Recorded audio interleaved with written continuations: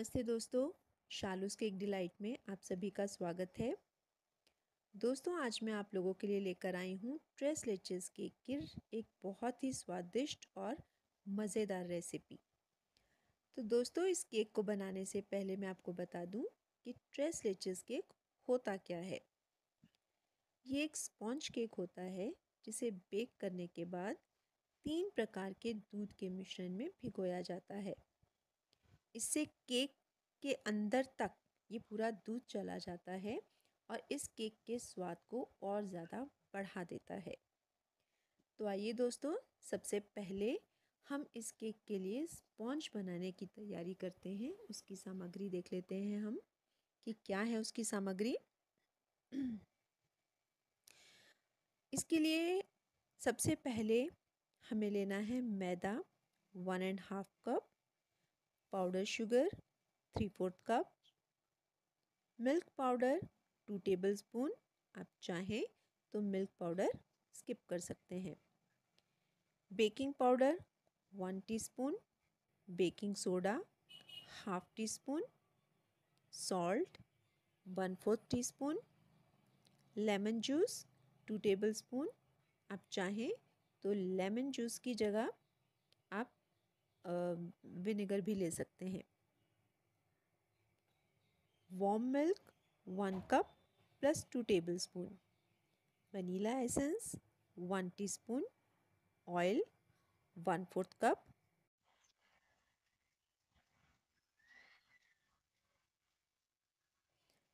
Cake की तैयारी करते हैं तो उसके लिए सबसे पहले हम अवन को प्रीहीट करने के लिए रख देंगे 200 डिग्री पर ऊपर और नीचे दोनों रोड्स ऑन करके 15 मिनट के लिए। अब दोस्तों, मैं दूध ले रही हूँ। दूध में आप नींबू का रस मिलाकर उसे 5 मिनट के लिए एक साइड में छोड़ दीजिए। तब तक हम बाकी के जो ड्राई इंग्रेडिएंट्स हैं उन्हें मिला देते हैं।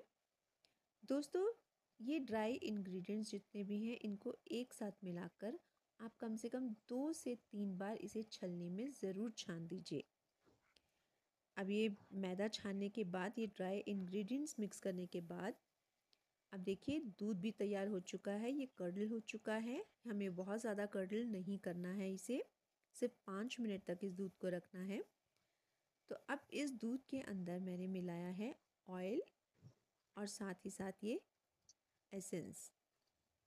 इन्हें अच्छी तरह से मिला लेने के बाद इस दूध को आप इन ड्राई इंग्रेडिएंट्स के साथ धीरे धीरे मिक्स कीजिए। दोस्तों, आपको ध्यान रखना है कि आपको इन्हें धीरे धीरे मिक्स करना है, ओवर मिक्सिंग नहीं करनी है बिल्कुल भी। ये देखिए, ये सब चीज़ें अब एक साथ बहुत अच्छे से मिल चुकी हैं। बैटर थोड़ा थिक था, मुझे गाढ़ा लगा। तो दोस्तों, जो 2 टेबलस्पून हमने एक्स्ट्रा दूध लिया था, इसमें मैंने उस दूध का इस्तेमाल किया है ताकि इसकी जो कंसिस्टेंसी है वो रिबन कंसिस्टेंसी हो जाए। तो ये अब बैटर हमारा रेडी हो चुका है दोस्तों। इसे मैं ट्रांसफ़र कर रही हूँ, जो मैंने पहले से ही ग्रीस करके रखा हुआ है केक टिन। इस बैटर को मैं उसमें ट्रांसफ़र कर रही हूँ। इसे 1-2 बार आप टैप टैप कीजिए ताकि जितने भी एयर बबल्स हैं वो सब रिमूव हो जाएं। अब इस केक टिन को हम रख रहे हैं प्री हीट किए हुए अवन में। लेकिन दोस्तों, अब आपको ध्यान रखना है कि अब आपको अवन के मोड्स सब चेंज करने हैं। 180 डिग्री पर आपको बेक करना है, सिर्फ नीचे की रोड ऑन रखनी है और 30 मिनट के लिए आपको इस केक को बेक करना है। तो चलिए दोस्तों, जब तक हमारा केक रेडी होता है, केक बेक होता है, अब हम तैयारी करते हैं इसके मिल्क की। तो दोस्तों, सबसे पहले तो आपको लेना है इवेपोरेटेड मिल्क, जो मैंने लिया है आधा कप, कंडेंस्ड मिल्क आधा कप, फुल क्रीम मिल्क जो कि मैंने अमूल का लिया है वो लिया है मैंने 1 कप। अब आपको सबसे पहले मैं ये बता दूं दोस्तों कि जो इवेपोरेटेड मिल्क है और कंडेंस्ड मिल्क है, ये मैंने दोनों घर पर ही बनाए हैं, क्योंकि मार्केट में एवेपोरेटेड मिल्क जो है वो अवेलेबल जल्दी जल्दी नहीं होता है। तो आप देख सकते हैं, और इसे बनाना भी बहुत आसान है, कोई मुश्किल काम नहीं है। अगर अब कोई चीज़ आपको नहीं मिल रही है मार्केट से और आप उसे घर पर बना सकते हैं, तो मैं आपको सजेस्ट करूँगी कि आप उसे घर पर ही बनाइए खुद से। अब एक चीज़ और आपको बता दूं कि एवेपोरेटेड मिल्क और कंडेंस्ड मिल्क दोनों में सिर्फ और सिर्फ शुगर का डिफरेंस है, और कोई डिफरेंस नहीं है इन दोनों में। कंडेंस्ड मिल्क में मीठा होता है और एवेपोरेटेड मिल्क में किसी भी तरह का मीठा ऐड नहीं होता है। तो दोस्तों आप देख सकते हैं, अगर आपने मार्केट में देखा हो, मार्केट में जो कंडेंस्ड मिल्क मिलता है उसका टेक्सचर बहुत ही स्मूथ होता है, लेकिन अभी दोनों चीज़ें मैंने घर पर बनाई हैं।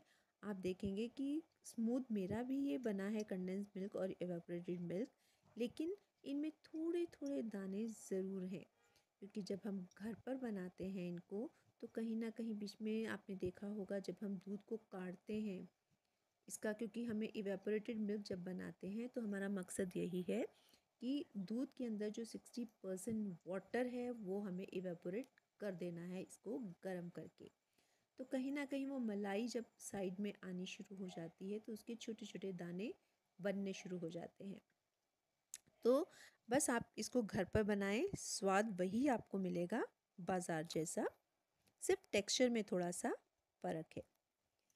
तो अब देखिए, जो जो मैंने तीनों तरह के जो दूध लिए हैं, इन तीनों को मैं आपस में मिक्स कर दूंगी। आपको अच्छे से मिलाना है इन तीनों को। और दूसरी बात, ये जो मैंने फुल क्रीम मिल्क लिया है दोस्तों, इसे ना तो आपको गर्म करना है और ना ही आपको इसे बॉईल करना है। आप इसे एज इट इज़ ही यूज़ करेंगे, आपको बिल्कुल इसको गर्म नहीं करना है। और तीनों चीज़ें जो हैं वो मेरी रूम टेम्परेचर पर हैं। तो देखिए, मैंने तीनों को मिक्स करके एक साइड में रख दिया है। ना तो हमें इसे गर्म करना है अब, और ना ही इसे अभी फ़िलहाल फ्रिज में रखना है, इसे आप बाहर ही रहने दीजिए। तब तक देखिए दोस्तों, मेरा ओवन में से मैं केक निकाल रही हूँ। केक क्योंकि पूरी तरह से पक चुका है, आप चाहें तो देख सकते हैं। इसमें मैंने नाइफ़ डालकर देखा है, जब इसे बाहर निकाला तो दोनों तरफ से ये क्लीन है, यानी हमारा केक पूरी तरह से पक चुका है। अब हम इसे रख देंगे कम से कम आधे घंटे के लिए ठंडा होने के लिए, क्योंकि ये जो केक है हमें पूरी तरह से ठंडा करना है, क्योंकि हमें इसमें मिल्क ऐड करना है, तो इसके लिए इसका ठंडा होना बहुत ज़रूरी है। अब देखिए दोस्तों, ये पूरी तरह से ठंडा हो चुका है। मैंने इसे डीमोल्ड भी कर दिया है। ये देखिए कितना परफेक्ट केक है, बहुत ही ये स्पॉन्जी भी है और काफ़ी अच्छा इसका, अगर आप देखें टेक्सचर भी इसका काफ़ी अच्छा आया है। अब देखिए दोस्तों, ये ठंडा हो चुका है, पूरी तरह से ठंडा हो चुका है। अब हमें क्या करना है, आप एक फोक या फिर एक नाइफ की मदद से इस केक के ऊपर आपको होल्स बनाने हैं।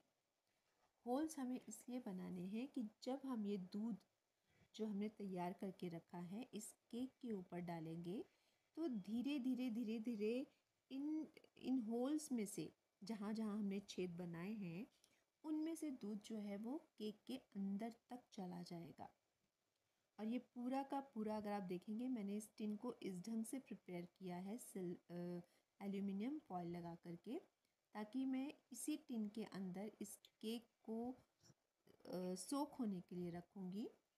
और जब ये पूरी तरह से सोख हो जाएगा, दूध पूरी तरह से इसके अंदर मिल जाएगा, तब मैं इजीली इसको बाहर निकाल सकती हूँ और अपना केक बोर्ड या फिर किसी भी आप बर्तन में आप इसको ट्रांसफ़र करना चाहें या सेट करना चाहें, उसमें आप रख सकते हैं। तो देखिए दोस्तों, मैंने सारा दूध इसमें डाल दिया है। सिर्फ मैंने एक गिलास मैंने दूध, 1 गिलास दूध मैंने जो है, 1 कप दूध जो है मैंने वो अलग रख दिया है। वो इसलिए क्योंकि जब हम सर्व करेंगे ये केक, उस वक्त भी हम इसका यूज़ करेंगे। तो दोस्तों देखिए, मैंने इसको डाल दिया है दूध को इसमें, और अब मैं इसे रखूँगी कम से कम 2.5-3 घंटे के लिए फ्रिज में ठंडा होने के लिए। जब ये पूरी तरह से ठंडा हो जाएगा और पूरी तरह से दूध इसमें मिल जाएगा दोस्तों, तब हम इसके बाद इसकी आइसिंग करेंगे। तो मैं इसे रख रही हूँ फ्रिज में। और अब देखिए, मैंने ये लिया है ट्रोपोलाइट का आधा कप व्हिप्ड क्रीम है ये।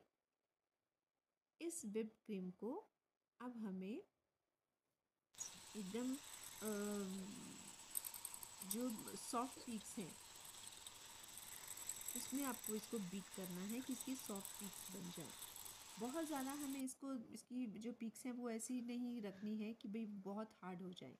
नॉर्मली जब हम केक बनाते हैं बेकरी से के जैसा जो हम केक बनाते हैं, उसमें हम पीक्स जो हैं वो थिक रखते हैं, लेकिन इसमें हमें सॉफ्ट पीक्स चाहिए। तो देखिए, मैंने क्रीम भी रेडी कर ली है। ये 3 घंटे बाद मैंने केक को बाहर निकाला है फ्रिज से। आप देख सकते हैं दोस्तों, दूध जो है वो पूरी तरह से केक में जा चुका है। केक ने पूरा सोक कर लिया है दूध को। तो अब मैंने इसको डीमोल्ड कर लिया है। मैंने केक बोर्ड के ऊपर इसे रखा है, और अब जो क्रीम मैंने बीट करके रखी थी वो हम धीरे धीरे इस पर अप्लाई करेंगे। बहुत एकदम स्मूथ आपको कर देना है, एजेस इसके स्मूथ कर देने हैं। और आपने देखा होगा जैसे हम चीज़ केक के सिर्फ ऊपर ही ऊपर हम लोग क्रीम लगाते हैं, चीज़ क्रीम लगाते हैं, सेम उसी तरह आपको इस केक में क्रीम लगानी है। साइड्स में आपको बिल्कुल भी क्रीम नहीं लगानी है। आप देख सकते हैं किस तरह से स्मूथ हो चुकी है क्रीम एकदम। सॉफ्ट पीक जब आप रखते हैं तो इसको मूव करना बहुत आसान हो जाता है। तो देखिए, ये हमारा तैयार हो गया है। अब मैं क्या करूँगी, इसके ऊपर मैं जो दालचीनी पाउडर होता है ना, दालचीनी पाउडर थोड़ा सा मैंने लिया है, और छलनी की सहायता से, छलनी की मदद से मैंने इसके ऊपर स्प्रिंकल कर दिया है।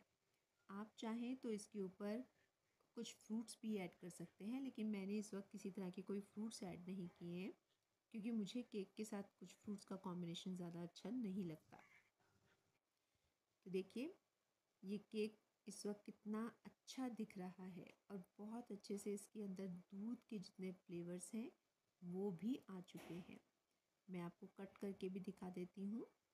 और सर्व आपको करना है तो जब आप इस केक का एक स्लाइस अगर आप किसी डिश में या किसी प्लेट में अगर आप सर्व कर रहे हैं, तो साथ में इस दूध को भी सर्व कीजिए। तो जो भी फ्लेवर्स हैं, इवेपोरेटेड मिल्क के, कंडेंस्ड मिल्क के, टोन मिल्क के, जो भी आपका सिनेमन पाउडर का जो फ्लेवर है, वो खाने में बहुत ही अच्छा आता है, और ये केक बहुत ही स्वादिष्ट लगता है। आप देख सकते हैं किस तरह से दूध इसके अंदर चला गया है, तो किस तरह से केक अंदर से फूल भी गया है। तो दोस्तों, मुझे कमेंट करके बताइए कि आपको ये रेसिपी कैसी लगी।